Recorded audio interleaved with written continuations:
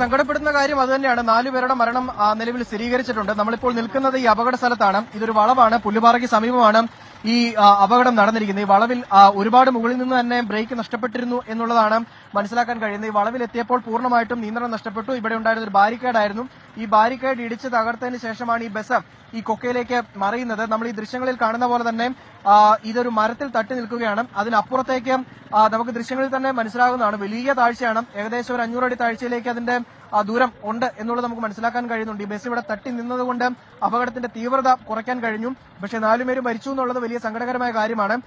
തിരുവല്ലയിൽ നിന്ന് തഞ്ചാവൂരിലേക്ക് പോയി അവിടെ നിന്ന് തിരിച്ച് മടങ്ങി വരും വഴി തിരുവല്ലയിലേക്ക് വീണ്ടും തിരിച്ചു പോകുന്നതിനിടയിലാണ് ഈ പുല്ലുപാറയ്ക്ക് വെച്ച് ബസ്സിന് നിയന്ത്രണം നഷ്ടപ്പെടുന്നത്. ബ്രേക്ക് നഷ്ടപ്പെടുകയായിരുന്നു എന്നുള്ളതാണ് ഈ ഡ്രൈവർ പറയുന്നത്. ഈ ബസ് കിടക്കുന്ന രീതി കാണുമ്പോൾ തന്നെ അറിയാം എത്രയോ വലിയ അപകടമാണ് സംഭവിച്ചിരിക്കുന്നത്. ആ അപകടത്തിന്റെ ആഘാതം എത്രത്തോളമായിരിക്കുന്നു. കാരണം ഈ ബാരിക്കേഡുകളൊക്കെ പൂർണ്ണമായി തകർത്തുകൊണ്ട് ഈ കെഎസ്ആർടിസി ബസ് താഴേക്ക് പോവുകയായിരുന്നു.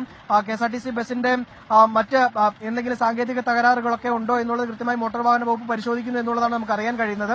അതിനുശേഷം മാത്രമായിരിക്കും മറ്റേതെങ്കിലും തരത്തിലുള്ള തെറ്റ് ഈ ബസ്സുമായി ബന്ധപ്പെട്ട് സംഭവിച്ചിട്ടുണ്ടോ, ഈ അപകടത്തിന് കാരണമാക്കിയിട്ടുണ്ടോ എന്നുള്ളത് അറിയാൻ കഴിയുക. എന്തായാലും ബസ്സിലുണ്ടായിരുന്ന 34 പേരാണ്. അതിൽ 23 പേർക്ക് പരിക്കേറ്റിട്ടുണ്ട്. 4 പേരുടെ മരണം സ്ഥിരീകരിച്ചിട്ടുണ്ട്. പരിക്കേറ്റ 23 പേരും നിലവിൽ മുണ്ടക്കയത്തെ മെഡിക്കൽ ട്രസ്റ്റ് ആശുപത്രിയിൽ ചികിത്സ തേടിയിട്ടുണ്ട് എന്നുള്ളതും കൂടി വളരെ പ്രധാനപ്പെട്ട കാര്യമാണ്.